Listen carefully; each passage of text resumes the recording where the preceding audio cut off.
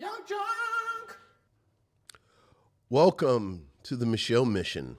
2 Men, 1 podcast, every black film ever made. My name is Vincent Williams, and I'm joined as always by my partner. Hey, holla at your boy. This is Len, a.k.a. the Bat Tribble. And on our first stop in February of 2025, we are going to spend a little time with the King of Pop, as he shows perhaps he's the king of film. With an anthology of music and mixed media created, directed, masterminded by Michael Jackson.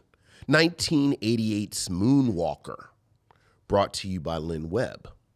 But before we get to moonwalking and dirty Diana-ing and speed demoning, how are you, Lynn? Good to see you. It's good to see you too, Vincent. I am doing very well. Thank you for asking. And shout out to each and every one of you out there in the chat as we are streaming live to YouTube right there, as well as Facebook and LinkedIn. Don't forget our friends at LinkedIn. And we are streaming from Young Junk, Philadelphia's premier video palace. See what I did there? I had to roll with Just What? stop doing voices. I'm doing that. Jim Henson, just go. Jim Henson only actually did one voice. He did Kermit's voice. He didn't do other voices. That It was is Frank true. Oz that did it. Frank Oz did the voices. Yes. So, where was I? Take 2. We are streaming live. We're streaming live from Young Junk, Philadelphia's premier video podcast palace, to all points north, south, east, and west. Hello, missionaries. Good evening, one and all. All right. Before we jump into the show, Vincent, I wanted to touch base with you because we are geeks, so we got to get a little geek speak out of the way. Did you see the trailer for the Fantastic Four? I did see the trailer. I did. What did you think of I the trailer for am- Fantastic Four? I am cautiously optimistic. Ooh. I do like the fact that it looks like they're taking a big swing. Okay. By By the style, okay. by It's a period piece. I mean, maybe. I think they've said. I mean, it's retro futuristic, but I don't know if it's actually set in the 60s. I believe they have said that it's set in the 60s. Yes. So I love the aesthetic. Mm-hmm. I love the cast. So do I. And frankly, I think even the cast is a bit of a big swing. Yes. Like no one in the cast looks necessarily like the Marvel media idol superhero. Mm-hmm. Like they actually look like they could have been scientists and pilots, and the chick who the main guy loves, little brother. But I love that. Like in my mind, that's what the Fantastic Four shouldn't look like an Asgardian god or a doped up super soldier. No, exactly. So and you. I enjoyed it. Yeah. I liked it a lot. I don't know if I've ever really put it out there, but we're both big comic book heads, and I am, unabashedly a Batman guy. But second only to Batman as far as my comic book love is the Fantastic Four. Yeah. So I have really been looking forward to somebody getting their hands on doing something that at least feels 100% authentic to the property, and this does. I love the style of it. I was telling friends on Cult Pop that if the Incredibles movie was live action, this is exactly what it would look like. Exactly. And which everybody said when they saw that movie, oh my God, this feels like the Fantastic Four. Clearly they pulled from that first 100 issues of the Fantastic Four, which, like you, I think it's the greatest single run of comic books ever created.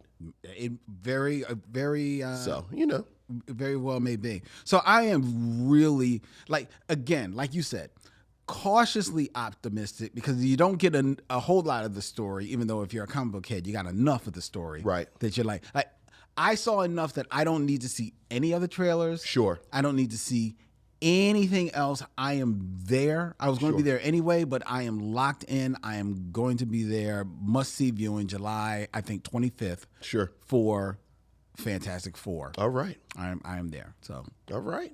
Well done, Marvel. Mm-hmm. Yeah. Let's see if you bring it home. All right. All right.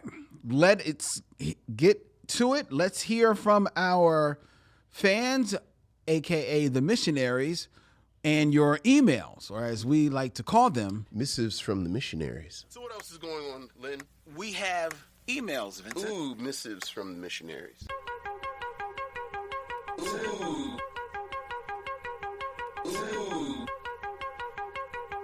Ooh, missives from the missionaries.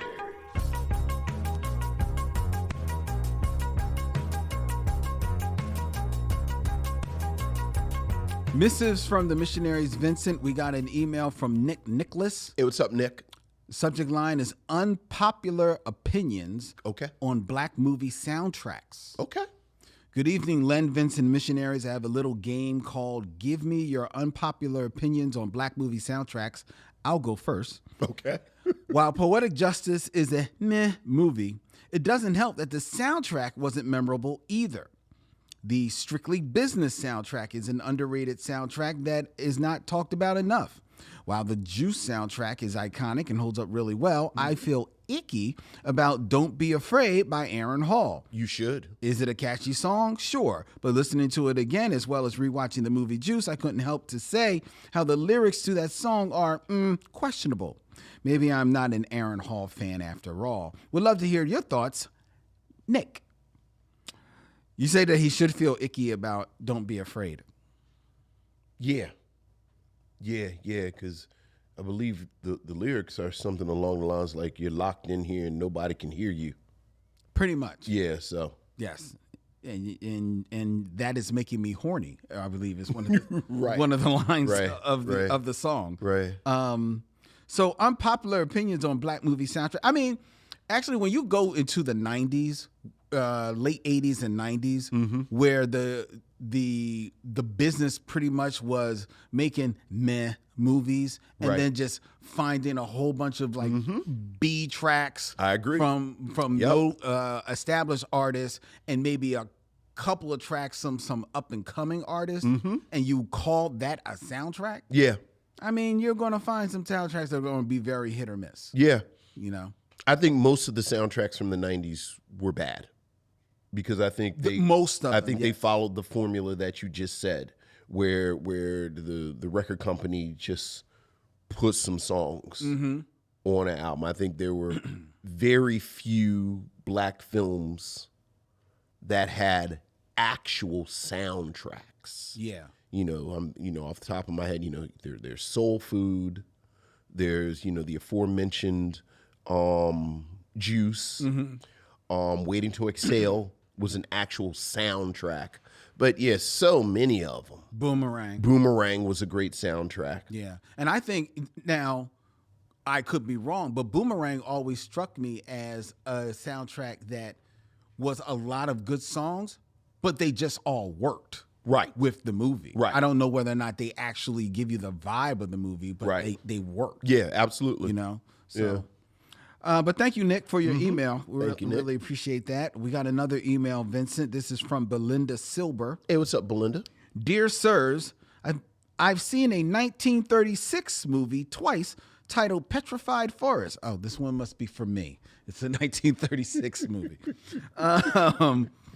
I've seen a 1936 movie twice titled Petrified Forest, which I have seen a couple of times. Sure. You sat in the balcony and ate some black licorice and some potted meat and averted your gaze when white people walked by.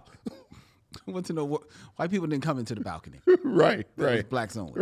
Right. There are two black characters in this film. One is a chauffeur, and the other, Slim, is part of Humphrey Bogart's gang. What stood out to me both times. Interesting. What stood out to me both times as how the characters are portrayed. Slim is never identified by color or race. He has a fair amount of dialogue with Bogart, and he doesn't speak in dialect. No cooning, shucking, or jiving, just part of the gang. He is not subservient in any way. As a matter of fact, he even has a conversation with the chauffeur about his job, and I even think he mentions that there's a revolution or something like that. It is also interesting that the chauffeur is portrayed positively and also speaks normally. How did they get away with these portrayals in 1936? Thank you, Belinda Silber of Chicago. I remembered that from the Petrified Forest because the character of Slim, who actually I think is played by an actor who goes by the name of Slim Goodman, I think, or something like that. But he is like, he definitely is. I think it's like a 3-man or 4-man crew. Like the movie, The Humphrey Petrified Forest, about Humphrey Bogart is like this gangster on the run, and he goes into this this gas station and holds the people hostage. Okay, you know, and one of the people that is in the gas station is played by Bette Davis. Okay, but Slim is like definitely like one of the the third or fourth guy on the team, but he definitely is one of the guys. He's not like, you know, like the runner or anything like that. And he definitely, she's right, because there is a scene, one of the people that are being held hostage is like this rich guy and his wife. And that's the chauffeur is their chauffeur. And Slim comes in. Oh, God. Slim comes in because I think he was watching outside, and he comes in as like, yo, everybody eating? Can I eat? He's like, yeah, go in the back and get something to eat. And he walks past the chauffeur, and he's like, come on, brother, let's go eat. And the chauffeur's like, no, I'll be right here with like Mr. whomever. And I think like the rich guy says like, no, like you can go and get some food. And Slim's like, he said you can eat. Come on, let's go eat. And then they go off in the kitchen, and you know, you don't see them. But I have to say, you're selling this. Like, this sounds like an interesting movie. It's an interesting movie. Does Slim die at the end? No. Okay. He doesn't. Certainly he's arrested, as all evildoers must. Actually, as I think about it, in 1936, this may have been before this is pre-Hays Code. Pre-Hays Code, so the criminal doesn't have to get caught at the end. Because I'm trying to remember whether or not he actually gets caught at the end. Okay. I just remembered the twist of the movie, because there is a bit of a twist, because there's another guy in there played by Leslie Howard, this white guy. He's in there who falls in love with Bette Davis. Sure, as one does. And, I mean, it's the eyes. It was a whole song about it in the 80s. And this is young Bette Davis, and I'm still like, but he does this whole thing where he like, you know, like is taken up for her honor or something like that. It's an interesting movie. It sounds interesting. It really does. For 1936. Okay. All right. So thank you, Belinda. Thank you. Appreciate that. Yeah. And how they got away with it, I think, honestly, it's just them being just playing it straight. And when you play it straight, it's not a getting away with it. I mean, I think you just said it in passing. It's pre-Hays Code. Well, I don't think the Hays Code had anything to do with how the races are portrayed in the movies. Yeah, I just think it was, you know, by definition, less stringent. Like, it was a little more loosey-goosey. Okay, but Lucy. Okay, maybe. Either way, it's an interesting movie. Okay, Petrified Forest. And thank you for your email. Yeah, appreciate that. All right, we've got another email. This one is from Miss McKeeba. Hey, Miss McKeeba. Good evening, Men of Micheaux. Hopefully you both have enjoyed the first week of Black History Month, despite the current madness we're all experiencing under the Orange Menace. Always. I'm writing to express how grateful I am that the Micheaux Mission took up the banner of my weigh-ins crusade. Thank you so much. Yeah. After hearing several missionaries shoot their professional shots to invite you both as guests on their newly launched podcast and catching a replay of the Tell 'em We Are Rising review with Stephanie Watts, I would like to submit a very decent proposal. How can we coordinate schedules for Weigh-ins Movies Month? Wayans movies, bum. Yeah. I, too, would love to make it out of the comments section as a third mic for any or all of the Wayans reviews. As you will see in the attached photos, I have already begun dissertation-level research because if I stay ready, I won't have to get ready, I know right? that's right. And she has here, she's got everything. And she's got book about African-American horror, humor. Okay. Homie, don't play that. The book about the Wayans family in living color CD. DVDs. She is ready. As always, I'll see you when it's time to meet again. Miss McKeeva. All right. Oh my God. Thank you, Miss McKeeva. Thank you. Thank you. Oh man, that is so dope. Yeah. And you know what? We'll be in touch. We'll be in touch. Most definitely. All right, we got one more email. All right. This is from Michael Lockett. What's up, Michael? Greetings, brothers. Before I get into anything, I'd like to hand you guys the bottle of Bactine for the wounds you've received over your status as mature black men. I'm in my early 50s, if that is any consolation. Well, welcome to the club, Michael. Last week's films, as well as my time travel landy spots, have me cheesing. I love me some us. We as a people, and I'm talking the whole diaspora, but with special attention to our U.S. delegation, are the bomb. Mm-hmm. Everything we touch ends up blessed.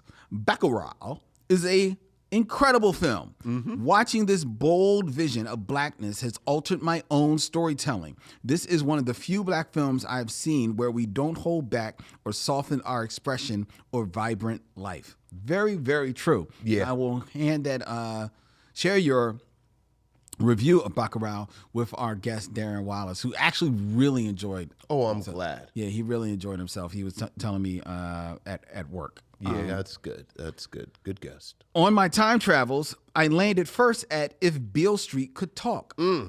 This is a beautiful movie that does justice to the work of Baldwin. Mm-hmm. It's a slice of black life at its best. Barry Jenkins is my Aaron Sorkin. He can make a lot of talking and drama captivating. I would love to see him take on sci-fi, horror, westerns, and war movies. Well, he took on some CG in Mufasa, yes, he did. which he says he will never do again. Well, I just hope the money he made off of this thing frees him up. I think it will. Yeah. I think it will. I understand. Because it's still making money. It is. It is. Yeah. After that top shelf offering, I landed on another, House Party. Yeah. This was a slice of my youth. Mm-hmm. Middle-class black kid with a fade, skirting trouble with my boys to keep from getting my ass beat, all while trying to figure out how to pull a honey. Mm-hmm. This movie is a heartwarming slice of black Americana and is low-key poignant in its depictions of interactions with the po-po. Yeah, oh yeah.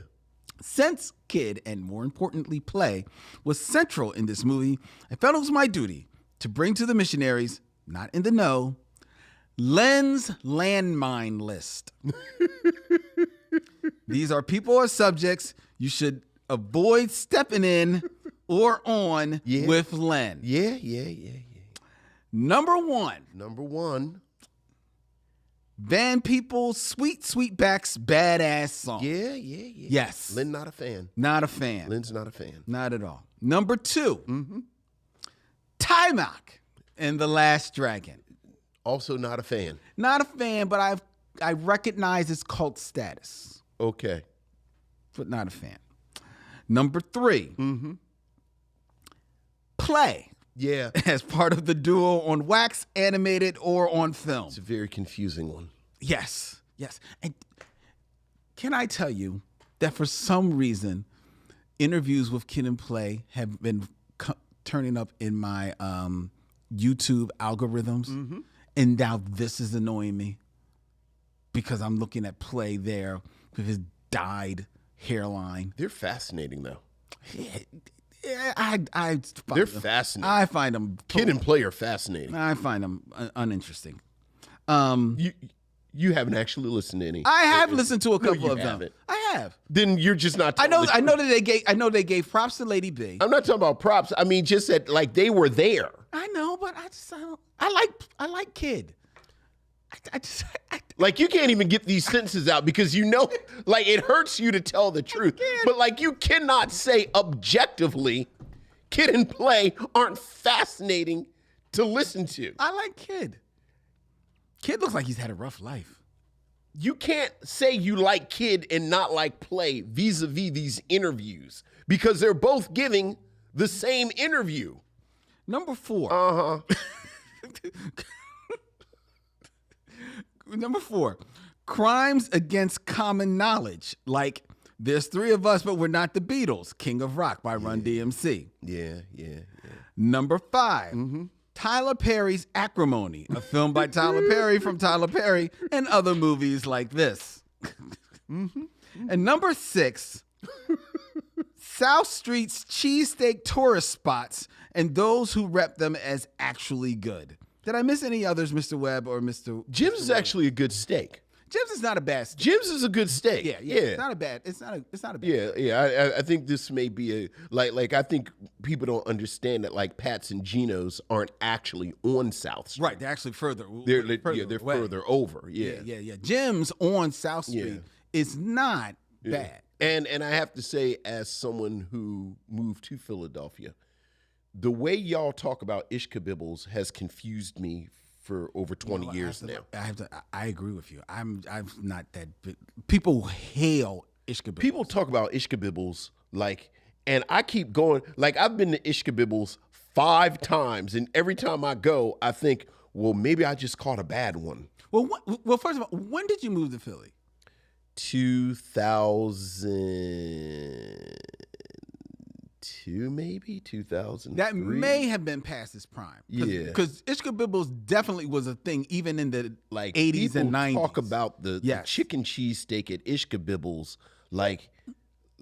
Yeah, I know. It's like the Willy Wonka, and it has confused me. It's not. I do remember at one time eating it and enjoying it, but that was definitely in the 90s. Okay, definitely in the 90s, and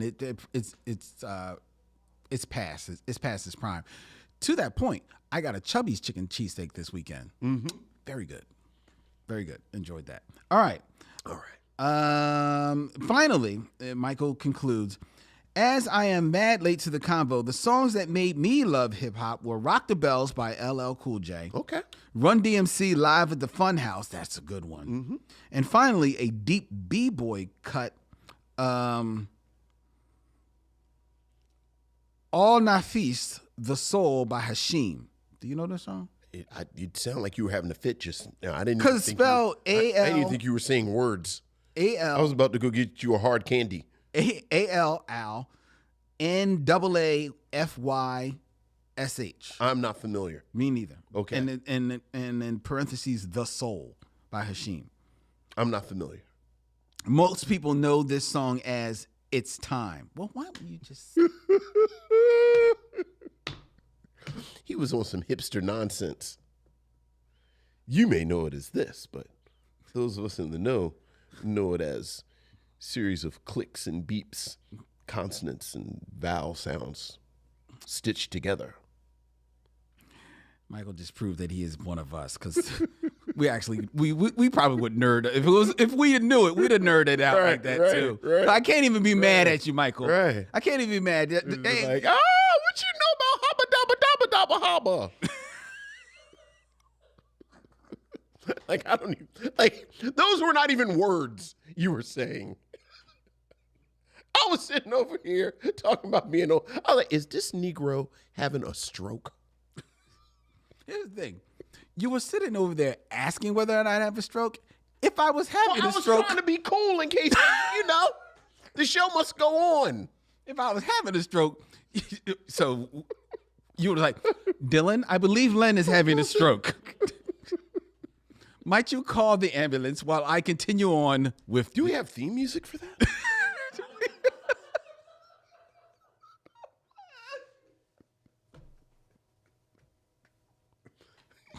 Dervo Mountain was... Oh, boy. Okay. All right. Well, that is the email. Thank you. Feel free to send your emails if you want to hear your thoughts read here aloud on the Micheaux Mission. Send them to MICHEAUX MISSION @gmail.com. And with that, it's now time for us to move into the top 5. Top 5. Who's your top 5?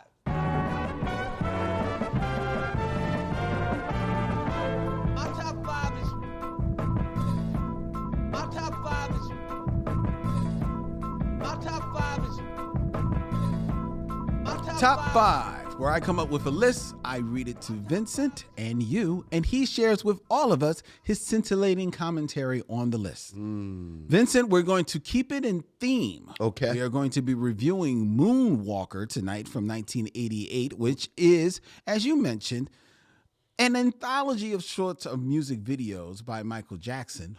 But in some of the videos, there is a bit of a narrative story in there. Yes. As Michael Jackson was long sought some type of movie project. Yeah, oh yeah. Upon which he could be the star of. Yeah, oh yeah. And Moonwalker, this may be the closest that he ever comes to it. Actually, that I think about it. You know, this may be Captain EO. Okay, fair enough. But Captain EO was done for a select audience. Sure. So with that, regardless of that, while he was looking for a project that he could star in, Michael Jackson had acted because he famously got his acting debut in The Wiz. Sure. The adaptation of the stage play. Sure. And continuing a tradition of singers who wanted to act as well. Absolutely. All right. So here we have the top 5, or perhaps the lower 5 of the singers who think they can act. Singers that think they can act. Okay. Yes. Who we got? Starting with number 5 from 2001, Mariah Carey. Okay. In Glitter. Yeah, terrible. Which was directed, I did not know this, by Vondi Curtis Hall. Oh, I didn't know that either. I did not know that either. He doesn't talk about that.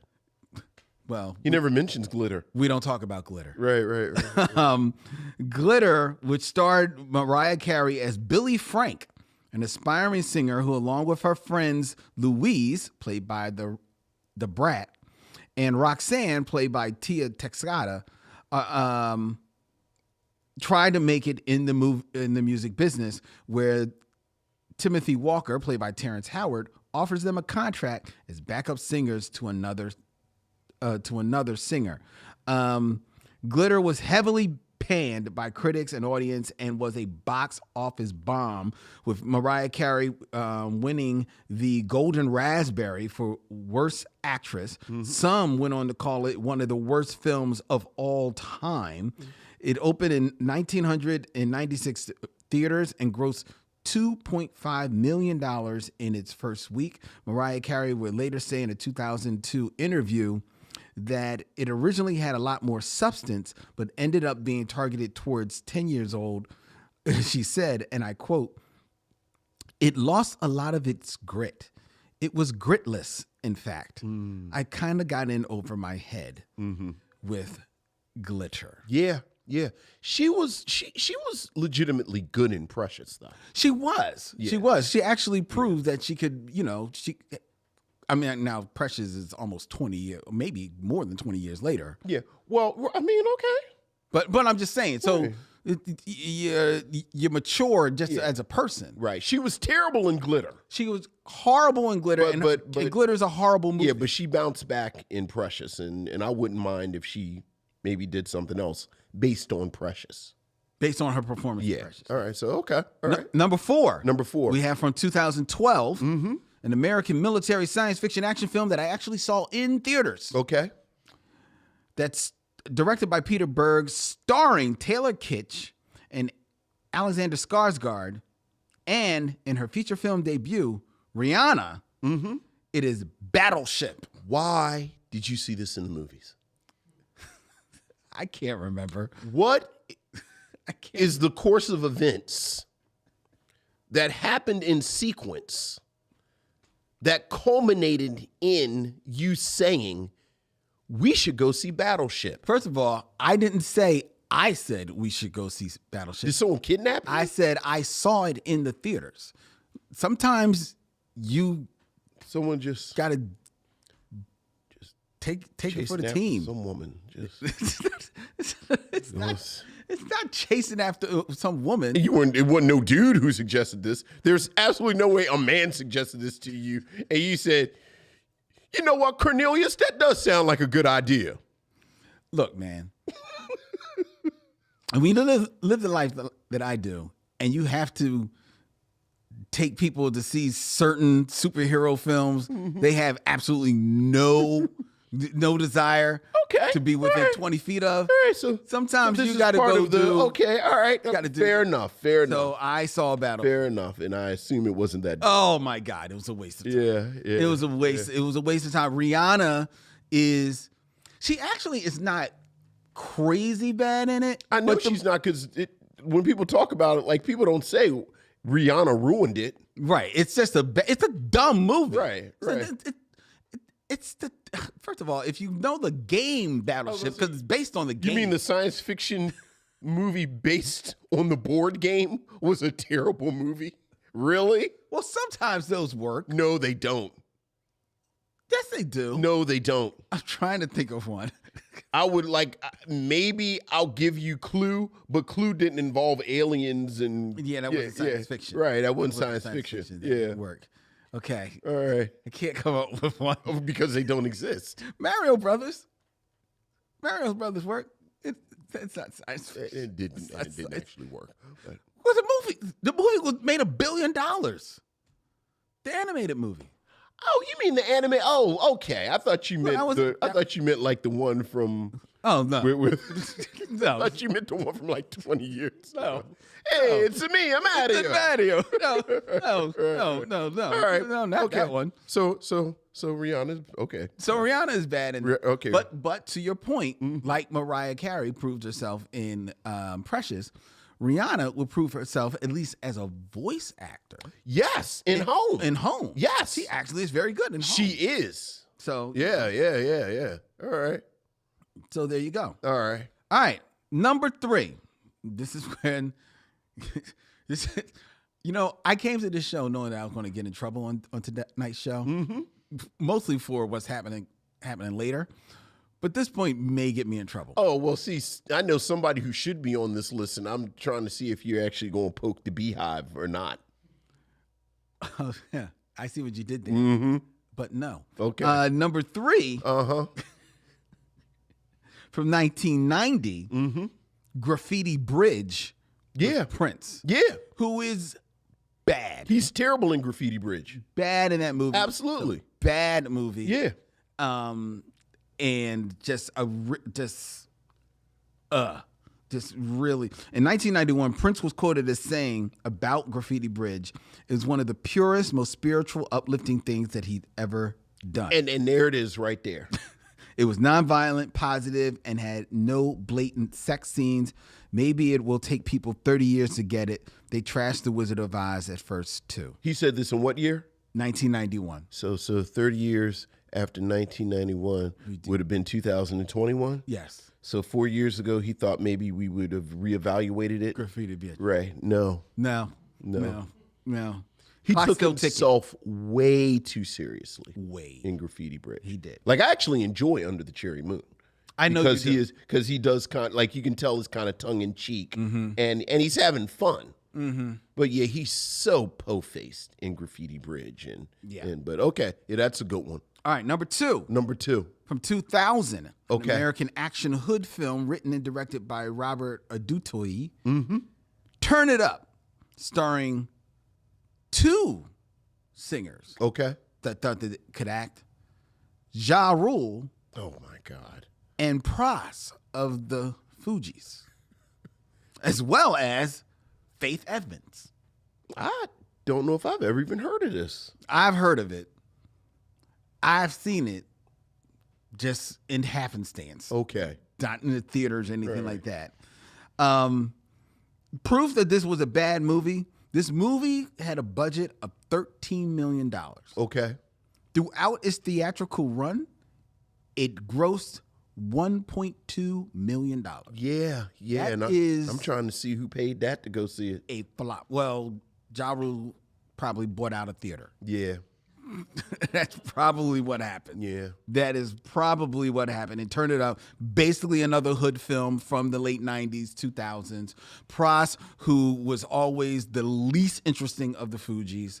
I don't know why anybody would have thought that he should be the lead in a film. And Ja Rule, who I don't care what anybody says, is either a $4 Tupac or a $3 DMX. Just a total waste of time. Always thought Ghetto Superstar was the worst thing that happened to the Fugees because it made Pras take himself Too seriously. And by too seriously, like seriously, like I felt like Pras should have always went home every night and thanked all of the various deities that he was in the room when Wyclef and Lauryn Hill decided to do something together. Mm-hmm. Yeah, that's bad, right? Yeah, that's all right. So there we have it. Number one. And number one, would however, is a favorite. Talking about poking a bear, a favorite whipping post here at the Mission from 1998, written and directed okay, by famed video director, yeah, Hype Williams. oh, okay, in his feature film directing debut. okay. Nas and DMX Yeah. in Belly. Yeah. Now, who are you pointing to in this, Nas or DMX? I'm actually pointing to Nas. Okay, perfect. I'm pointing to Perfect. Nas. Because Perfect. DMX, I think go ahead. he gets it over. He's got the charisma. I think DMX's film career is respectable. Yeah. Like, for well, what one, he's- because he stays in his lane. He stays in his lane, what he's asked to do. I think DMX is fun. Like, I would hire DMX to head a 90s sort of movie. Like, DMX, frankly, are they still making Expendables movies? I don't think so. Okay, well, that's too bad. Because I think DMX could have been. Wait. But DMX is no longer with us. DMX died. All right. But you see what I'm saying? Like, that speed? Yes. Yeah. Yes. Yeah, I thought DMX was fun. I was wondering where you were going. Yeah. But you said in the 90s. I was like, all right, please. Now, Nas was terrible, but you know what I respect about Nas? What? I'm not doing that no more. Ain't nobody asking him. Yeah, okay. Nas could have been, if Pras could have been in the movie, Nas could have been in the movie. Okay, and they asked him to be in the movie, and ain't nobody asked him since. No, I think they asked him after Belly, and Nas said, that's just not my speed. You want people to have asked him. Why do you think no one asked Nas to be in Belly 2, Belly Up, or Belly-ish, or Stomach? Bellyache. Or right. Like, why are you acting like Nas, it couldn't be in a movie, and Master P has been on like 3 movies? Because Master P bankrolls his own movies. That's the reason why Fair. Master P is in Fair. the movie. Yeah. No, and everybody that would think about asking Nas saw Belly, and they not asking Nas. I think Nas could have been in a movie if he wanted to. Here's the thing about Nas, and I'm not knocking Nas, Yeah. right? But at the time where, and I think this is actually, I'm going to talk about this a little bit in our review. At the time where music videos were really hot, right, and they were like these multi-million-dollar like ventures. This is what fooled a whole lot of actors, rappers. Primarily, but singers as well, into thinking they could act because they could just, like they looked good in a film that loosely had some kind of narrative through line through their songs, right? But if you go back and look at the videos of Nas, which aren't that many, but there are a few, Nas doesn't really come off in those videos. Now, I agree. He's got some good direction in them. Yeah, but he don't really, like, his charisma does not, Nas' charisma is all lyrical. I was just about to say Nas has the same challenge that Rakim does. Yes, exactly. It's like what you just said. It's all lyrical. But as a persona, it's like a paper bag. Which is why, to your point, nobody has asked Nas after Belly. That's where to I be in disagree anything. because they asked all kinds of people to be in all kinds of stuff. Well, apparently not. But they ain't asked Nas. I think they did ask him, and he said, "I don't want to do this." No, you want to believe that they asked him. They did not ask him. All of the complete garbage that has been everywhere all the time since whatever year Belly came out. Like, for you to think no one asked Nas, like every single garbagey black thing ever that's been everywhere, you think they skipped over Nas and went to everybody else? Yes, they gave somebody else a shot. Yeah. And some people didn't make it work, like Ed Love and Dr. Dre. Everybody thought, who's the man? If you could actually capture the chemistry, I mean, I'm going back a little bit, but if you captured the chemistry that they had on their show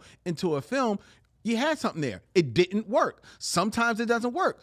With Nas, it did not work. And I don't believe that anybody went back to him. Also, I think quietly, Belly had enough of a fan base.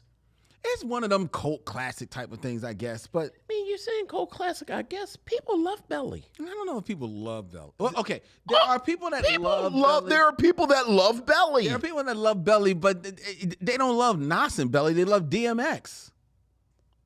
Is that the whole list? That's the list. Okay, all right. That's the list. Now, to your little poking of the beehive that you mentioned. There was a part of me that wanted to point to one of her performances. You're talking about, of course, Beyonce, one of her performances. But as I stacked up her performances against these five, I actually didn't think that, I thought that these ranked lower than her performance. That's fair. Like, if you're only going to do five, I think I would have picked those five over her. Yeah, so that's what it was. All right. You know, so there you go. All right, there you go. All right. So that's the top five. All right. All right. Now we are moving on to the Game of Kings that we have titled 6 Degrees of D'Urville Martin.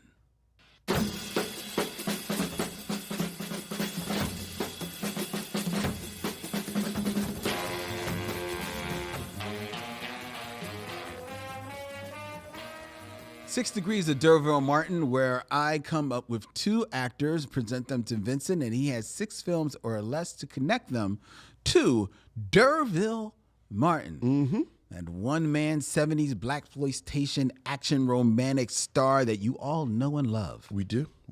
Vincent, keeping it in theme, we are reviewing Moonwalker, starring one Michael Jackson. We are. So I am presenting you with 2 other Jacksons that you have to connect to D'Urville Martin. Okay. Starting with, in 6 films or less, connect D'Urville Martin to Curtis Jackson, a.k.a. 50 Cent. Oh. This is a really good one.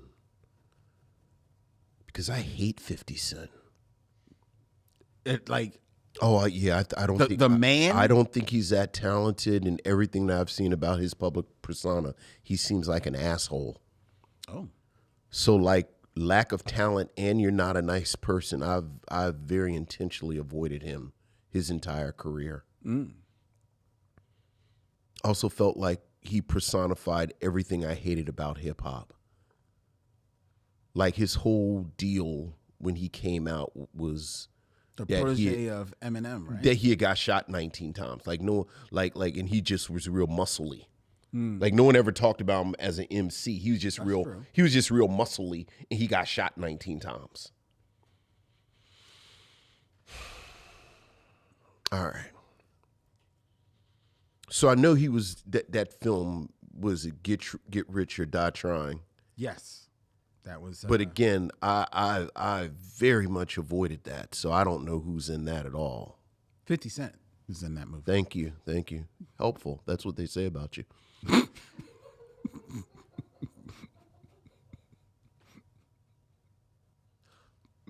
Wait, I thought about DMX. Wasn't he in an Expendables? He's in an Expendables. He is, but he is in one particular one, so you can't just say No, we're not doing that. I'm sorry. Is he in 1? No. Is he in 2? No. Is he in 3? How many of them did they make? He's not in 3. Is he in 4? Yes. All right. All right. I hate him so much, but at least this will get me a chance to talk about Penitentiary 2. All right. So D'Urville Martin is, of course, in Dolomite with Rudy Ray Moore. Rudy Ray Moore is in Penitentiary 2 with Mr. T. Mr. T is in Rocky 3 with Sylvester Stallone. Yes. And Sylvester Stallone is in Expendables 4 Yes. with 50 Cent. Very good. All right. Very good, Vincent. All right. I know that was painful for Yeah, it was. And like I said, I know he's had a pretty extensive film career, because he's actually a deal breaker. Like, oh yeah, I'm not watching that. I feel you. Yeah. I can't say I'm a fan of Yeah. Vincent either, so Yeah. that's fine. All right. Number 2. All right, who's the next Jackson? Here's the next Jackson in 6 films or less. Tito, Jermaine, Joe. Oh, they wish they had a filmography. They wish. To be fair, I looked them all up. I said, surely somebody put Jermaine in a movie. Certainly Jermaine has been in a movie. Nope. Jermaine Jackson has never been in a movie. Nope. The Jackson 5 have never cameoed, nothing. Nope. Well, admittedly, I didn't look Jackson 5 particularly, but Jermaine, nope. Never been in a movie. It would have been too easy to do Janet. Sure. But none of them. Marlon, Tito. None of them. Well, nobody wants Jackie. So none of them. Reby. Not even LaToya. Well, the fair LaToya, but it was a made-for-TV movie. That's really interesting. All right. But I did find a Jackson. Okay, and what Jackson is this? In 6 films or less, connect D'Urville Martin to Shar Jackson. From Moesha. Yes. Yes, from Moesha, of Moesha fame. I like Shar Jackson too. But she did have a small but film career. No. I feel like we've talked about her. We have. Why were we talking about Shar Jackson on this show? She was in at least 2 films that we have reviewed. Really? Yep. So it would have to have been like a 90s young people-y. Mm-hmm. Yeah, you're in the right ballpark. 90s. It's like Notori Nucket in Lottery Ticket. She's 90s youth. She's not an ATL. It's actually produced by a 90s youth company. Right, because I'm looking at Keenan, and we actually haven't done Fat Albert. No, we have not. She's in Good Burger. Yes, she is. She's in Good Burger. Okay. So let's go ahead and do that real quick. So D'Urville Martin is, of course, in Guess Who's Coming to Dinner with Sidney Poitier, who is in a film we should probably circle back around at some point. Maybe an anniversary, we circle back around to it, in our beloved Uptown Saturday Night with Bill Cosby. Mm-hmm. And Bill Cosby is in Fat Albert. Yes. With Kenan Thompson, who, of course, is in Good Burger with Shar Jackson. Very good, Vincent. Yeah. What's the other movie that she was in that we talked about? Love and Basketball. Where is she in Love and Basketball? Her role is Felicia. Oh, well, that helps. So I'm assuming probably like a young girl. Like a young girl. Okay. In there. Yeah, because she's like the love interest in Good Burger. Yes. Yeah. Yeah. And Yeah. she also returns in Good Burger too. I always liked Shar Jackson. I always thought I liked her. I wanted her to break out like Countess Vaughn on Moesha. All right. Okay. I actually like the Moesha cast. I actually like Moesha. Yeah. No. I liked Moesha, but I thought it was like a solid cast. Like oftentimes these shows that are kind of star vehicles, everyone around them is basically a placeholder. Yeah. But I thought they had like a surprisingly strong cast. Is Moesha streaming anywhere? I don't. You know what it is? Because Camille was watching it last year, I think. Oh, okay. So it's streaming on something because she was like barreling through them. Okay. I like walk past the living room and just hear M to the O to the. It's like, oh, Camille's watching Moesha. Which brings one thing to mind, actually. Did you see in the news recently that the Barbie company had put out an Aaliyah I did. Barbie I that did. sold out? Of course. I'm very surprised that Aaliyah, who had a relatively brief career, tragic end. Yeah. But a very relatively brief career. I'm surprised at the cultural hold she still has I am not. at this time. I am not. We're not that age group. Like, I think there is a pocket, particularly of black women. Like, speaking of Brandy, like, there are people that will murder you over Cinderella. Yeah, that's That true. Brandy Cinderella. Yeah, Like, yeah. and I think that pocket for them, Aaliyah, really holds this space. Okay, but those people that would murder you over Brandy's Cinderella are probably the ones that I'm assuming this is why you're bringing that up, that they watched that at that time. Right. And fell in love with it at that time. Right. But I'm talking, and people who still cape for Aaliyah, And I think who lived through that time, I understand. Yeah. But that her Barbie would sell out. That's not just 20 and 30-year-olds going to buy that Barbie. I think the people we're talking about are like 40 now. And who else is going? Like, how much was that Barbie going for? I didn't know. I didn't even see. Right. It's probably $100. I just saw that it was sold out. Yeah, that's 100% who's So buying. you think it's still the collector's market that's buying? Yeah, yeah. Those fans. Okay. Yeah. Oh yeah, I don't think any children were getting the Aaliyah Barbie. Oh, okay. I just wondered. Come on, man. No, You no, know no, how no. this works. But no, I sincerely wondered. Yeah. Because, we're about to review a film starring Michael Jackson. Michael Jackson, who I can tell you definitively now, there are kids. I have a young 5-year-old nephew, Charlie, who knows every Michael Jackson step, right? I think Aaliyah.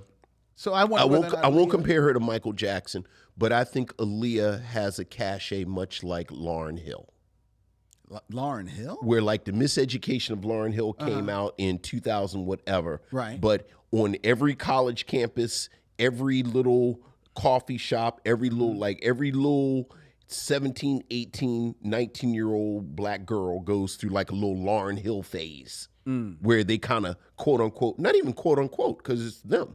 They discover the Miseducation of Lauryn Hill. Okay. And it just kind of perpetuates. So you think that Aaliyah is in that? I think is in Aaliyah that slot. I think Aaliyah is very much in that slot. Interesting. Yeah. Okay. And I'm for it. Like No, I'm for it. it's sort of like, it's like Cinderella, that the Brandy Cinderella, Aaliyah, the princess in the front, like, hey, black girls, Oh yeah. do your thing. Amen. Amen. So, but I knew it was going to sell out immediately.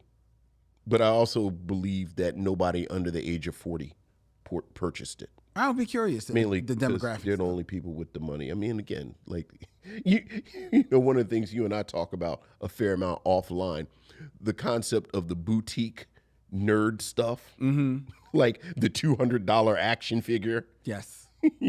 Like, I didn't get the USS whatever G.I. Joe headquarters when I was 11 in 1981, but now I have $500 to buy it. Like, I just go in the Lego store sometimes and stand next to all the middle-aged men and look at the $1,000 Millennium Falcon. One day you're gonna pull that trigger, man. Look, One day you're gonna pull that trigger. Wendy ain't gonna be looking. look, You're gonna pull- look. I don't want the Millennium Falcon, but boy, they got a Batmobile in there. That's the one you keep talking Boy, about. I've been looking at that Batmobile for like 3 years. That's the one you keep talking about. It's like $300. It's like $300. Well, we'll know because it won't go home. It'll be right here on the set of the Michelle Mission. Let's make a space, Dylan. It'll be next to that $200 Galactus that I've looked at for a year. Every time I go somewhere, it's like, ooh, it's so beautiful. Lynn, I bought something for the set. Galactus is black.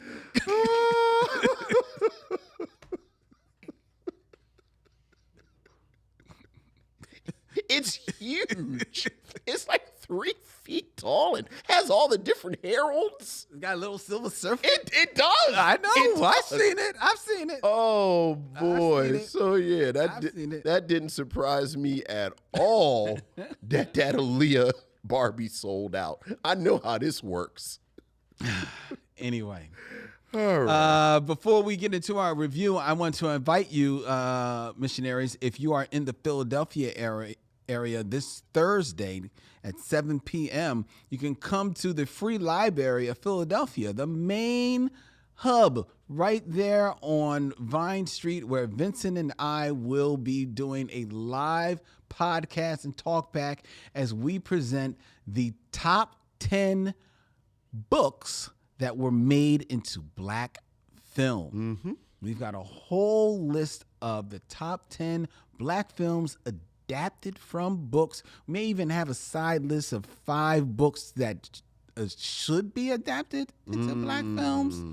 We're going to have a whole lot of fun at the Free Library of Philadelphia this Thursday, February 6th at 7 p.m. And it's free. We're going to be right there in the Skyline room. It's like, ooh, wow. It's going to be nice. Mm-hmm. I may have to wear some black sneakers. Well, look. And look nice. Yeah. All right. Oh, yeah. So check it out. All right. It is now time for us to move into our review of Moonwalker.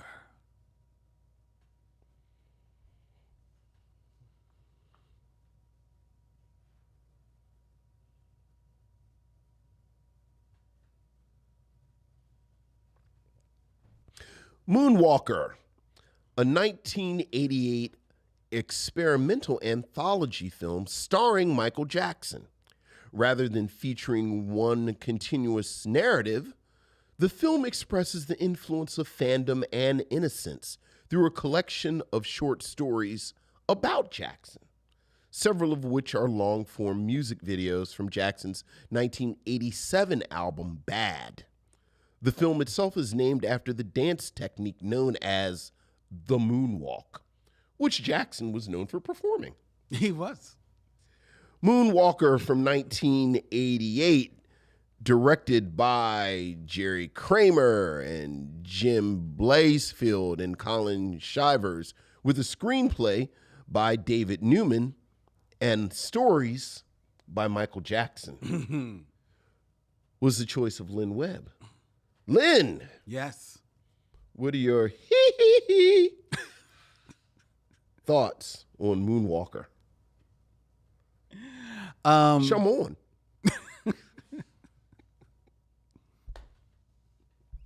Lost brother of the Jacksons.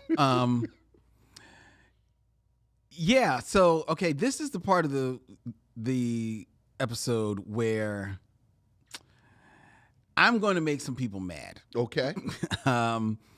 If my sister is watching, Les, turn off your YouTube right now, because or Toya, turn off your YouTube right now, because you're going to get mad at me. I feel like I got to get it out of the way. I like Michael Jackson. Okay, good. I have controversial. a lot of Michael Jackson songs that are dear to my heart. I am a huge fan of the Jackson 5 and the Jacksons. I remember them if the world doesn't. And I appreciate Michael Jackson, his singing and his chemistry and the mark that he made on the world. Okay? I do. I also have a hard time with Michael Jackson when he puts on the character of Michael Jackson. Okay. This, Peter Panish, man-child running around, talking in this fake high-pitched voice, can barely get out his word. Whispering, it's for the cheese. It annoys the hell. It grates on me like fingers on a chalkboard. And Moonwalker, which, though I think you may have read it, a lot of people have said it was made in the prime of Michael Jackson. I would say this is probably just a little bit past his prime. He's starting to slip a little bit here with Moonwalker. Is right when Michael is leaning hard into that character. And this compilation of music videos / short stories that he compiled is evidence of what happens when that man-child runs up across the man who was developing all the way up to this, all the way through his performance in Off the Wall, all the way through his performances in Thriller. When you get to Bad, which is what this compilation of music videos is coming in the wake of, you have a guy who is, one, starting to untether himself from his the musical master who kind of like guided his solo career, which is Quincy Jones. So he's starting to pull himself away from that influence and starting to believe his own hype. And not only believe his own hype as far as a musician and a music maker, but believe in his own hype as this person who is going to change the world with his music. Mm-hmm. And there's nothing wrong with if you really feel like you're going to change the world with your music, but then your music's got to be in alignment with that. And with Michael Jackson, you have somebody who really starts to muddy the waters in regards to the tone and the audience to whom he's playing to. And it all plays out in this movie, in this music video. These are videos from the Bad CD. So you've got Speed Demon, you got Leave Me Alone, you've got the remake of the Beatles, Come Together. Mm-hmm. And you've got music videos that are fit around them. And the music videos themselves are interesting. That's where their experimental part comes in. Right. Speed Demon is a music video that is all clay animation from Will Wheaton, who at that time was very popular with the California Raisins. Right. So, that was the mark of the time. That was the special effects of the time, right? That was Toy Story before, Toy Story. And so Michael leaning in on that, okay, it's a crazy story where he turns into a rabbit and he's chased by all his fans and all this other type of paparazzi and stuff. And we can pick apart the whatever narrative there is behind that. But that's the experimental part of it. And in 1988, that works fine. It's a cartoon. Michael does as much as he can into turning into his version of Bugs Bunny, more or less. Sure. In this, and it basically is a big long form Bugs Bunny cartoon. Now, is it from 1988? So does it have some things that are a little icky, like sure, it does, because even in 1988, it was still fun to make. It was still the coin of the realm to make fun of racial stereotypes, such as the Asian with their camera. Yeah, Japanese tours. Along with the Oriental music overlaying it. Yeah. Okay, so but that is of its time, but that's experimental. It works. You've got the Leave Me Alone video, which is absolutely gorgeous. Actually won a special Grammy for that award. I mean, for that music video, which is done almost in this animated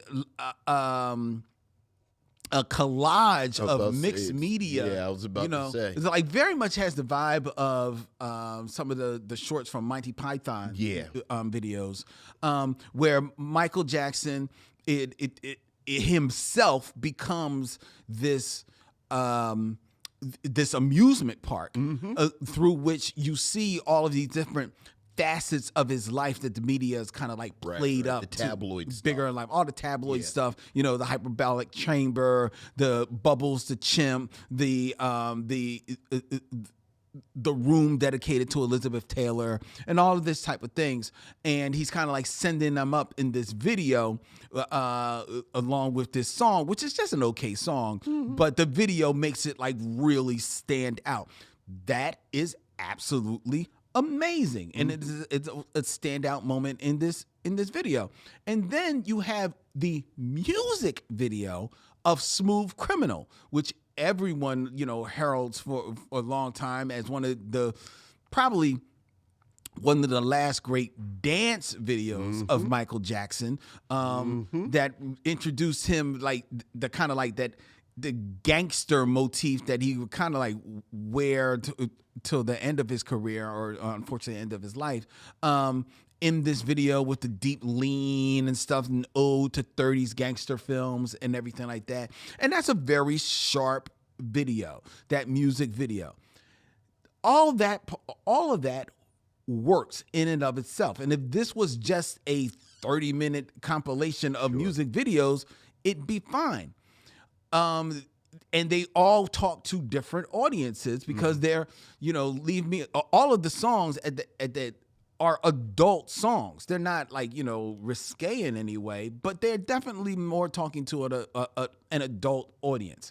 Even his remake of The Beatles Come Together, which is, like more of a rock concert video, but that still has more of an adult vibe to it, especially with him ripping off his shirt all over the place and moving and gyrating as Michael is wont to do.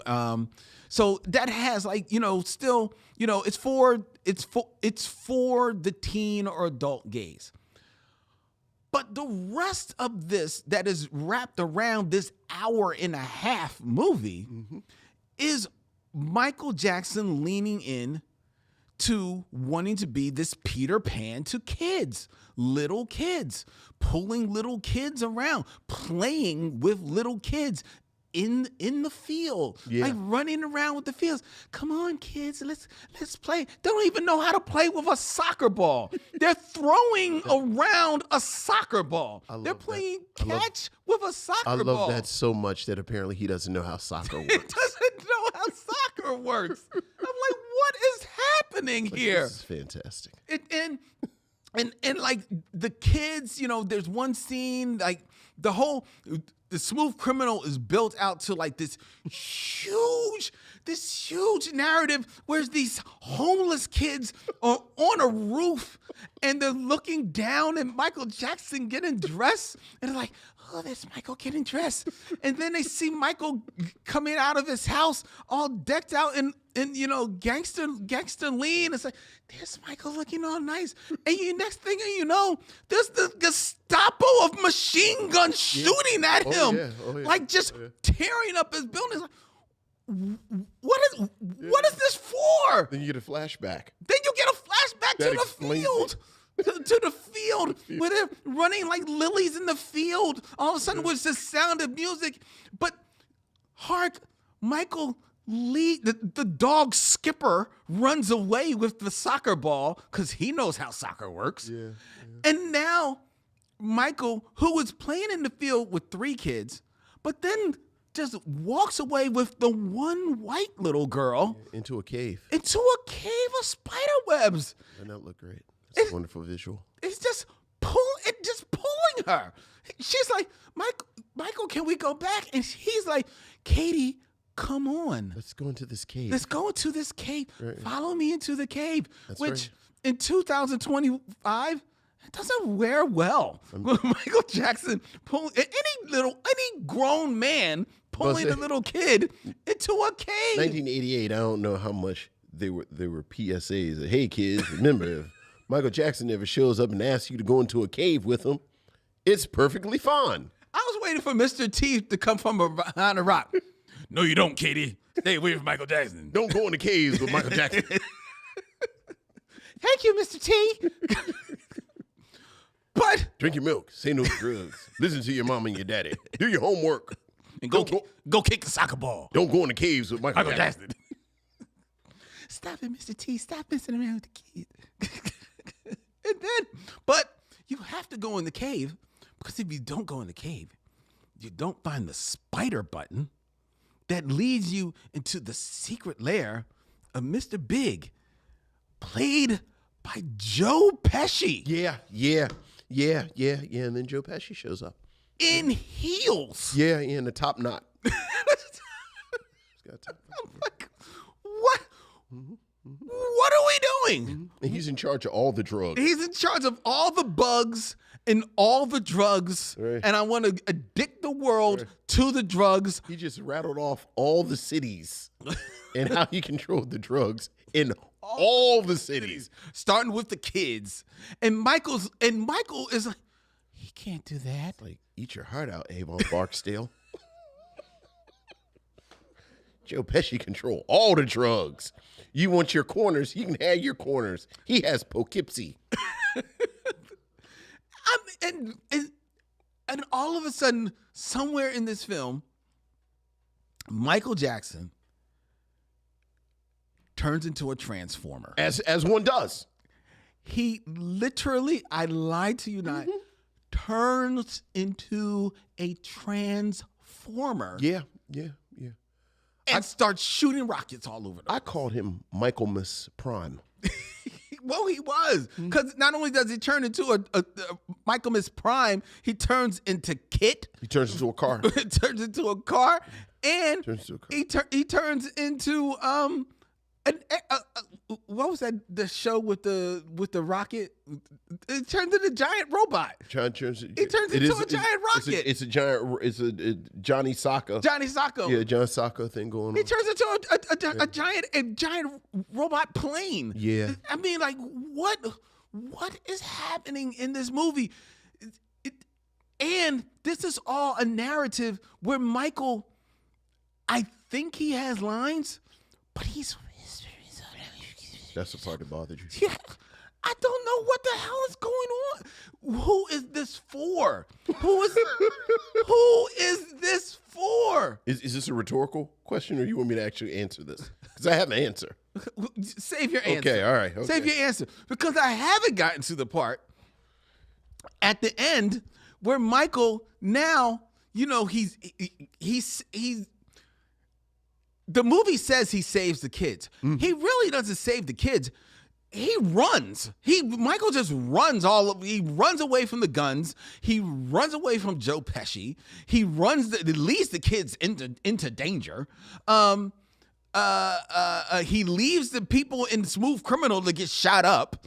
And then at the end, I mean, he does murder everybody.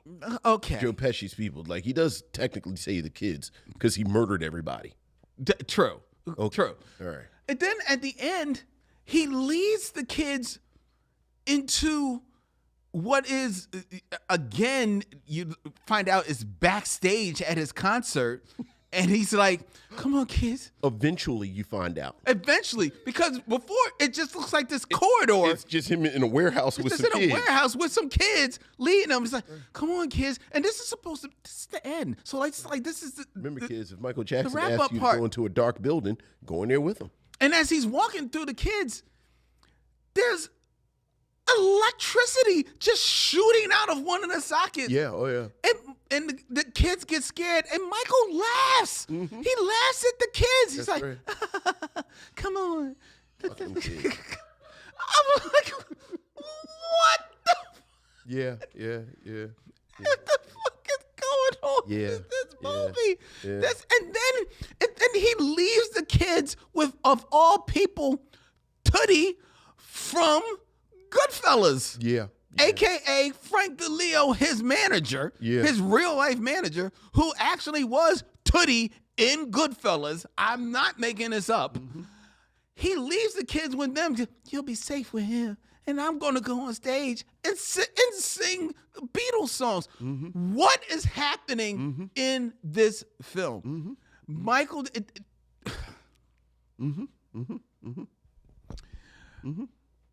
the thing is, if you never saw Michael Jackson in The Wiz, where he actually showed that he maybe had some chops as an actor. Yeah. Needed some training, but he actually has some chops.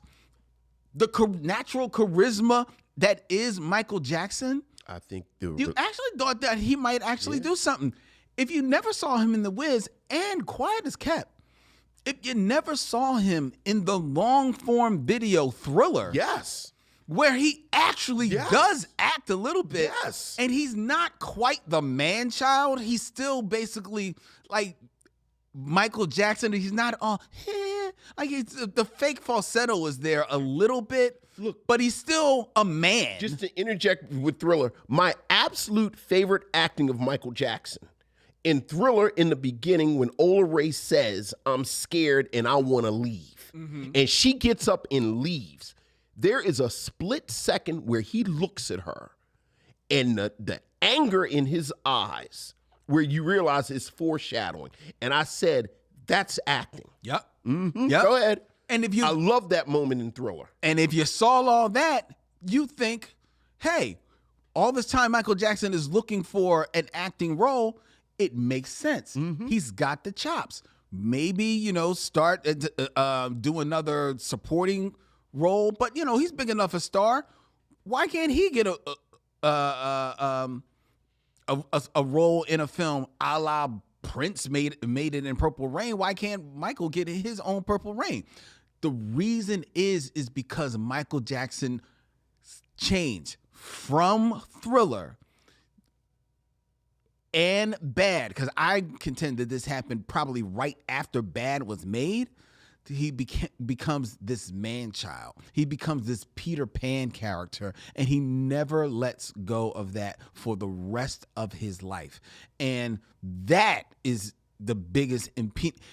In this mess that is Moonwalker, and mess, I mean everything around the music videos.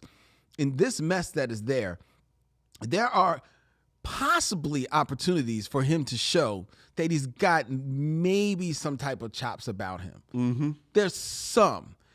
If they bothered to write them, they didn't. And thus it makes absolute sense. The most real he comes across is in the very beginning of Speed Demon, when he's kind of like walking with his people. And even then you can see he's very stiff. He doesn't want to come out of the Michael Jackson character. And that is always going to be a losing premise.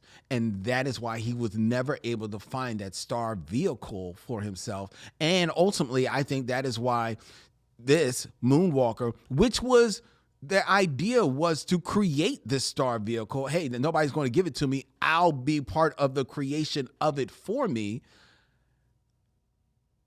And it's a failure. I disagree. But I don't disagree because I think the quality of this project is such that your premise is wrong. I think this film is so bizarre.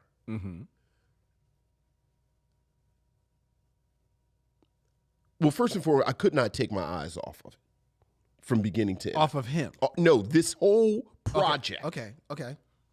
I think you have two things going on in this film that drew me in. I think, as you said, the film starts with this footage of him performing "Man in the Mirror," intercut with footage of people falling out, and it's complete ego. Like it's amazingly egotistical, but much like people used to talk about Muhammad Ali, I think Michael Jackson is one of the few entertainers that when you have these displays of ego, he's telling the truth. Like, there really has been no phenomenon like him at this moment. Like after Thriller and, arguably into Bad, like, Bad broke all kinds of records and stuff. Like Michael Jackson throwing his arms out as if he is a Christ figure. And people are falling out. You can say, wow, you're so egotistical. You're so like, are you egotistical or are you actually just reflecting objective reality? Like people were actually just falling out. They were. All out. So to start the film like this, I think you get this tension of this kind of ego, but then you have someone who can kind of back it up. Rolls into this montage where this sort of career montage of him from the Jackson 5 all the way through Thriller. And again, it is an excess of ego and sort of self-promotion, and this is who I am. But again, moment after moment after moment, even in 1988, these are objectively iconic moments. Okay. With the Jackson 5, and you go and throughout there, and obviously all of the stuff from Thriller and the videos. And to me, that's kind of fascinating.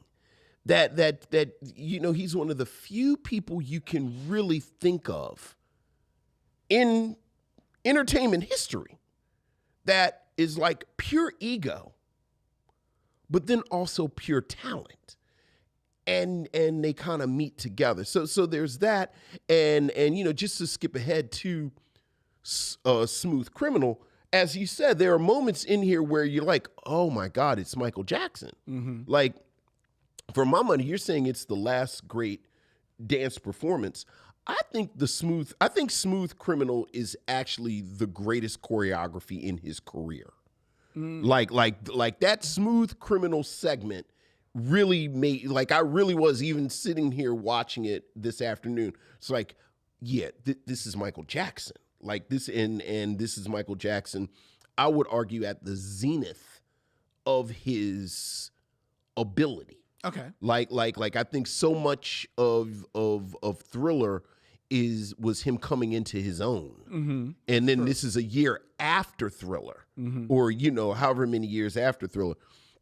But then I just saw, speaking of people that I think, you have pure ego, but arguably they have the pure talent that matches the ego. I've been so happy the past day for Beyonce, winning album of the year, winning the country album. And the thing that I've been so happy, like she looked like she was genuinely shocked when she won. And I think so much of celebrity in the modern world is so kind of orchestrated, and like you get the sense you never really get to see these real people underneath. It's very more performative now. Yeah, underneath this talent.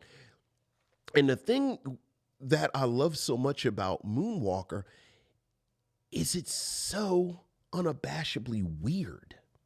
Like, you can tell this is a moment where Michael Jackson's I don't even know if you have handlers in 88 like you do now, where someone would step in and, like we had a focus group and we ran the numbers and just the optics of this. Like, we've joked about him running into the cave with the little white girl. And like, there are so many moments in this film that are just amazingly bizarre. Like you can tell for 88. Even for 88, where you can tell Michael Jackson says something like, I should remake the Bad video, but do it with all little kids. And like, that was a good moment, though. That was fun. But it's so weird. Like, what was the purpose of this? Like, besides, like you said, who was the audience for this? And I think the audience is Michael Jackson in 1988. And no one can tell him no. So I'm going to make this Bad. I'm going to recreate the Bad video with little kids. Why? Because I think that's funny. Yeah. I'm going to have the claymation from the California Raisins because that entertained me. And now I want to do it with them.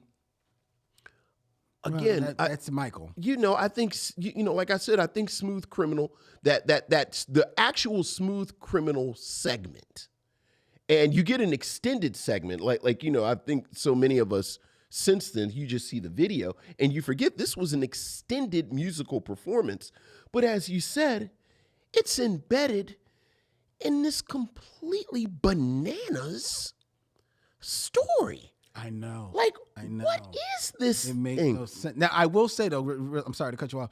In that story, they do play homage to a very classic noir film, The Third Man, with a lot of him running through the streets in the long shadows. Sure. That is beautiful. I don't know how many parts. I've never seen The Third Man. Is there a part? Oh no, The Third Man, the Hitchcock film. Well, it's not Hitchcock, it's Orson Welles. I'm sorry, Orson Welles. I don't remember a part where somebody turns into a car. No, that does not happen. And then later on turns Into a plane. into a robot. And then a plane. And then a plane and emits destructive beams out of the mouth of the robot with the Michael Jackson yell. I was like, this is so amazingly bizarre. How could this is 100% something that I would love forever. And then Really? you talk about it going off. You didn't even mention Lady Smith Black Mambazo dressed up in the Smooth Criminal suits, singing a song called "The Moon Is Walking." What? It's absolutely beautiful. That moment is absolutely beautiful. Well, I'm glad you saw the beauty in it because I thought it was just so bizarre. No, it's bizarre because it doesn't match against the tone of the movie. But they have on the Smooth Criminal outfits. Well, I didn't mind that. I thought it looks slick. He rushes into the club. You didn't mention the fact that the kids were in the club previously. And it was sort of deserted and dusty. And then when he walks in, it emits this light. So this was yet another week where I wrote in my notes, maybe they're ghosts. I didn't think about it. Maybe the Smooth Criminal people are ghosts. He's dancing with ghosts. Joe Pesci's people are shooting up the club. They're shooting back. Then Michael Jackson shoots a guy. Here's the thing. Did you read or in the looking at the research? Michael Jackson, he pulls out a Tommy gun and he starts shooting it. That was improvised. No. I'm talking about in the video where the guy's coming at him with the knife. And he turns around and just shoots a guy. Yeah, this is how I know there are no handlers. There is no focus group. This is just Michael Jackson. And no one is, again, thinking about it. And I do. This is something. You are never going to, Taylor Swift is never, ever going to do something like this. Because her handlers would pull. Lady Gaga, Beyonce, Rihanna. There's no possible way that these entities who are billion-dollar entities would be allowed to do something like this. Yeah. So just for that, I was like, this thing is insane. It is insane. Coupled with the legitimately interesting moments as far as the film, the type of film that they do, with the claymation, with the, I thought you pulling Monty Python was an apt pull because I really enjoyed the Leave It Alone segment. I liked it a lot. And I kind of disagree with you with him kind of playing to this persona because there are moments in here where I felt like he was having fun. It seemed like he was actually having fun. Like I love the tongue-in-cheek of the Leave It Alone where he's making fun of all of the Michael Jackson rumors. I guess they're rumors. It's like he's dancing with the Elephant Man skeleton. There's a moment in the Batter video that I've always thought was funny towards the end where Michael Jackson and Wesley Snipes jump on each other's arms. They keep doing this arm thing, and it always looked weird. And then they make fun of it in here. So apparently somebody like Michael Jackson noticed how weird it looked. Him saying Bubbles was at home with a Prince t-shirt on. I thought was fantastic. So, just the sheer bizarreness of it. Mm-hmm. And then every 10 minutes or so, you're reminded, oh, right, this is Michael Jackson. Like you do get these moments where he's actually Michael Jackson. I enjoyed it. I realize I'm sure I saw it when it came out. But I don't think so. It didn't unless it was on video, because it didn't get a theatrical release here. It must have been on HBO or something. Yeah, I probably. feel like I've seen this before, but it was so bizarre. It was so bizarre. How could you not love this thing? Easily. And to your point, I do think, like you said, this is the moment where he begins to become untethered. Mm-hmm. But I do think it has just started. Yes. Yes, because he hasn't gone on tour yet. Right. Like I think a year after this, and certainly by the time you get to Dangerous, oh God, he's almost damn near an abstract concept now. Yes. Yeah. Like I think there's enough of him still there that I enjoyed it. I enjoyed it. I'm glad someone did. And I have to say, I'm going to call you out for somebody who said that you didn't enjoy it. You talked for like 10 minutes about all the parts you liked. Because I like the music videos. How much of this do you think, of the hour and a half, how much would you say? Well, did you like the entire Smooth Criminal segment, or just the part in the club with the maybe ghost? Well, okay.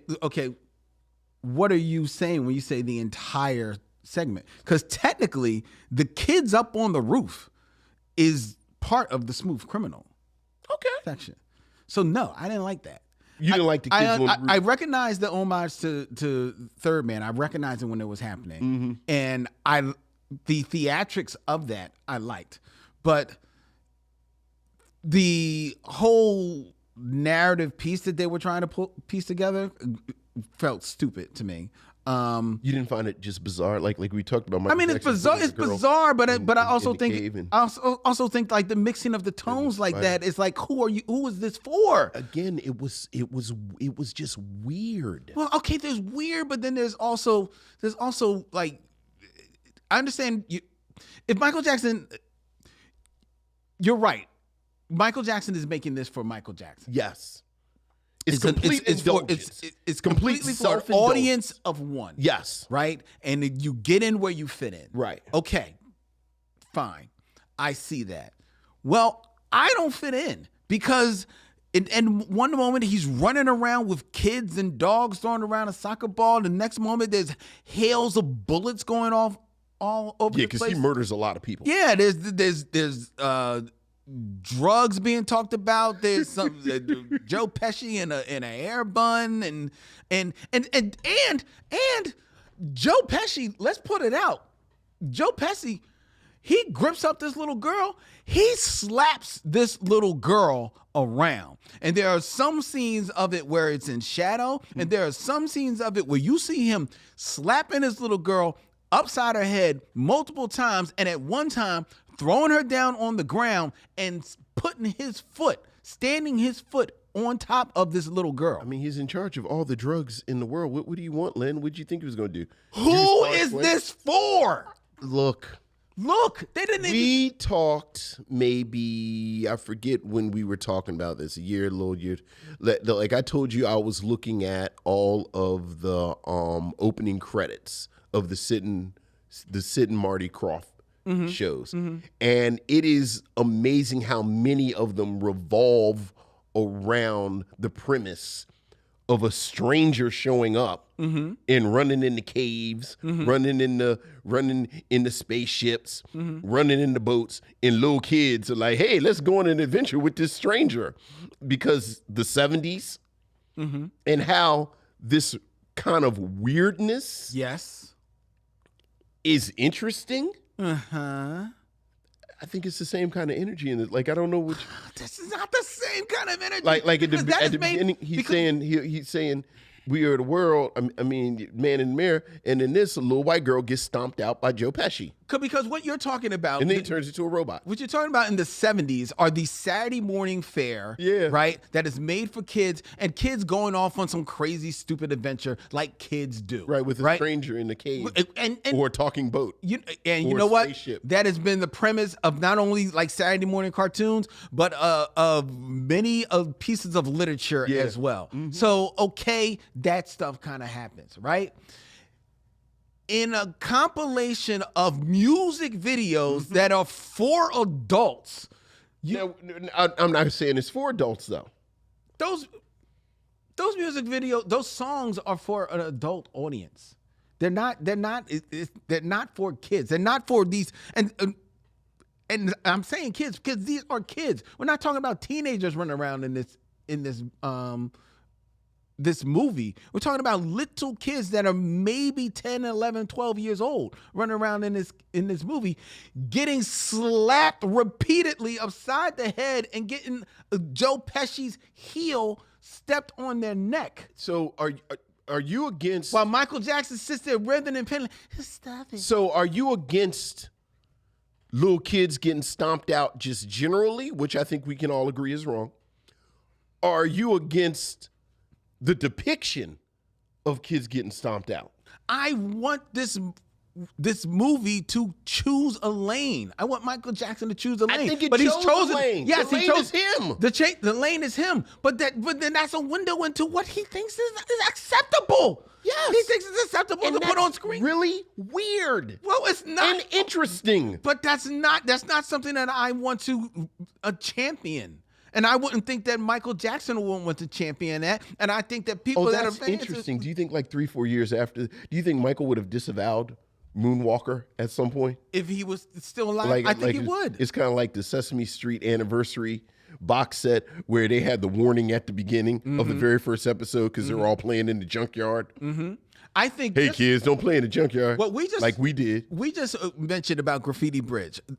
Unabashedly a bad movie, but Prince said that he felt that it would be we got it wrong. We got it wrong. We all got it wrong. And it would be reconsidered 30 years later. Well, one of the things he mentions in there that he thought it was his most purest statement, and it had no blatant sex, right? Which to me makes me think that Prince, as much as he probably knows what Purple Rain did for his career, there are parts of Purple Rain that he probably like, you know what? If I had my dithers, I wouldn't have done that. I wouldn't have come off as misogynistic as I did in that film. Sure. He had a moment, a second thought. Michael Jackson never got a moment to express at least the second thought.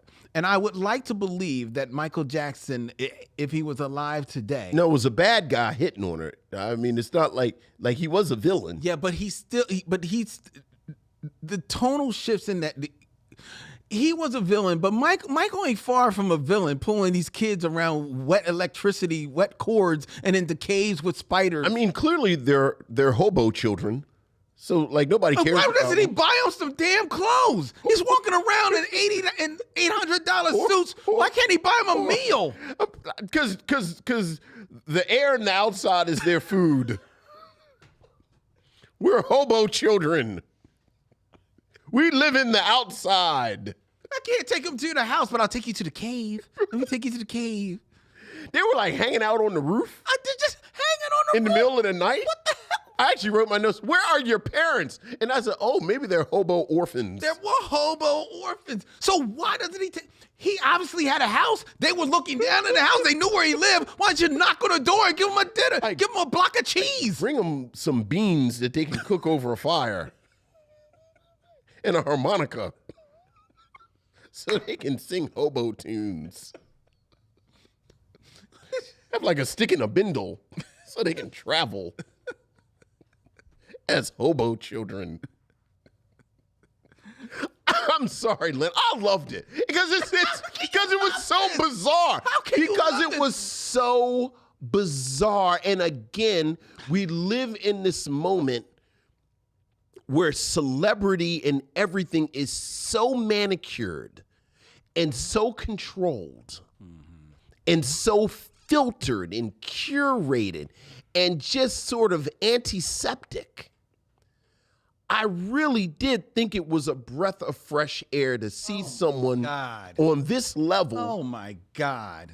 Involved in fresh air. Lynn, again, you cannot, like, every little thing you see, every little thing that I'm on Jimmy Kimmel, I'm on Jimmy Fallon, I'm doing my little dance down the Jennifer Hudson dance line to go in there, and the celebrities, they sit down and they're just sort of automated robots. And you know, part of the reason that Shannon Sharp and some of these podcasts took off so much in the past 2 years is because you had these peaks at some level of celebrity, usually not the biggest celebrities because they're on these podcasts, but it was just sort of genuine. And again, for Michael Jackson, post-Thriller, to be involved in this weird thing, I was like, this is amazing. Okay. He just he just dragged a little white girl into a cave.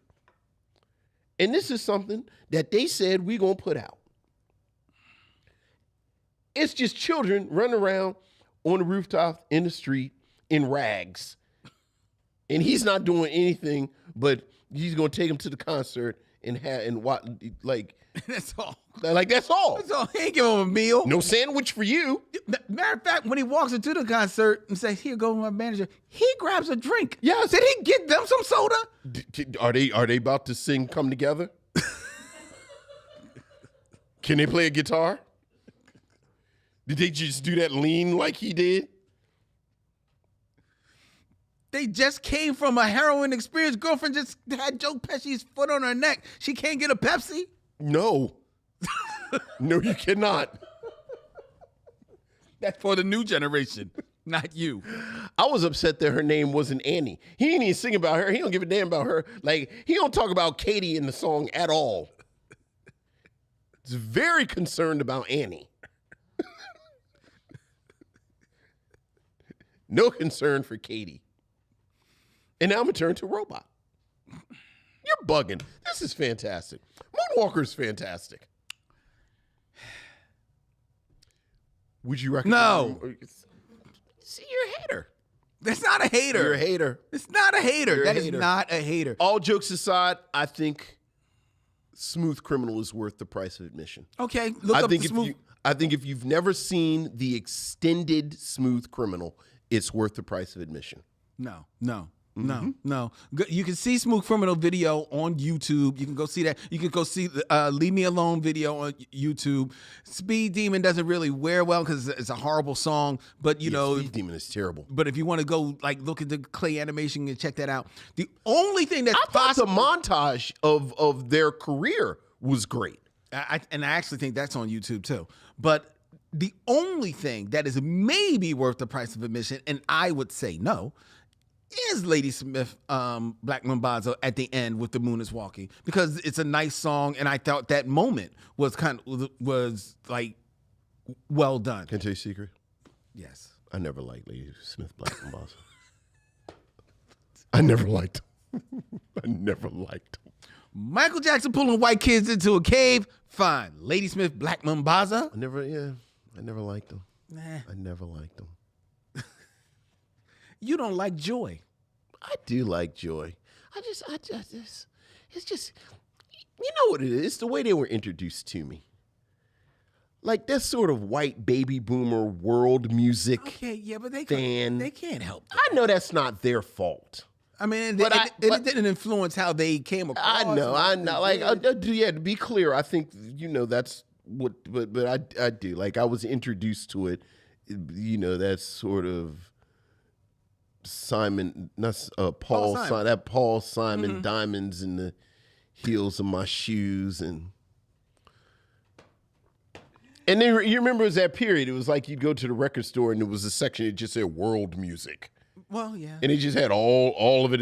It was like it was from Brazil. Yeah. It was from every country in Africa. It was from India. It was world music. Some of it was some really beautiful music, though. I mean, I guess. I'm sure it was. Now who's a hater? I mean, I was look. I think you're sounding more like a hater. No, but unlike you, I am embracing the fact that you're a hater. That this is my perspective. So you're embracing your hate. Yes.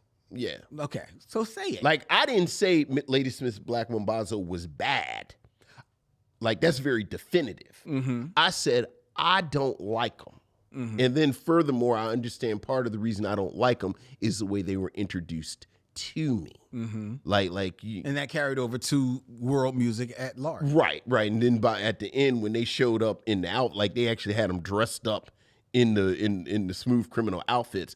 I was like, you know how I feel about getting dressed I was like, Lady Smith's Black Mambazo, y'all don't got to dress up. Why they got y'all dressed up like clowns? You ain't got to do that. They dressed up like clowns. They look fine. Unless you were actually in the Smooth Criminal video doing the Smooth Criminal stuff, you were dressed up like a clown. The moment the song ended, if you were not Michael Jackson, you should took all that shit off. That's our review. I would recommend Moonwalker. I enjoyed it very much. Very good. It was bizarre. Mm-hmm. And I do think that there is a large percentage of it that you see the talent and the gift of Michael Jackson. I think large is... Large. It's in the eye of the beholder. Large. Well, I'm beholding. This is me beholding. Large. It's an hour and a half. I think you get a solid half of it of footage. That's our review of Moonwalker.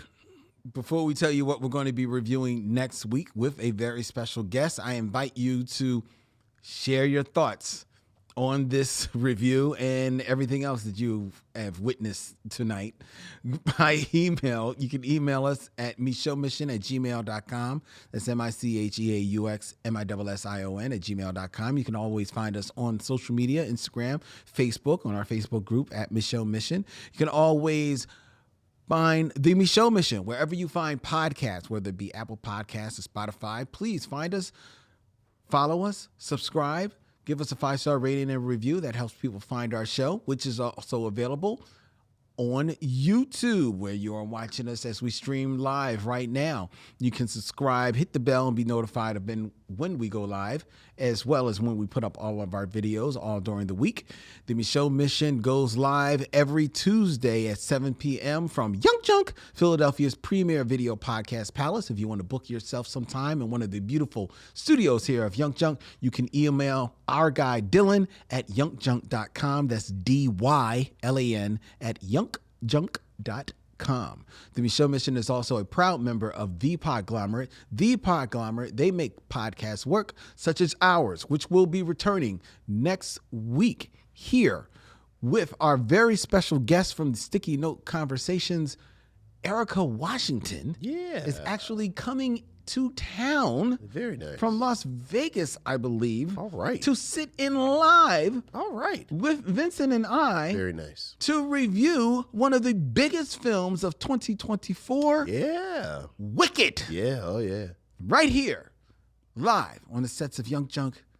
Right here on YouTube for you. Until then, he's Vincent. I'm Len. And in parting, we say, we'll see you when it's time to meet again.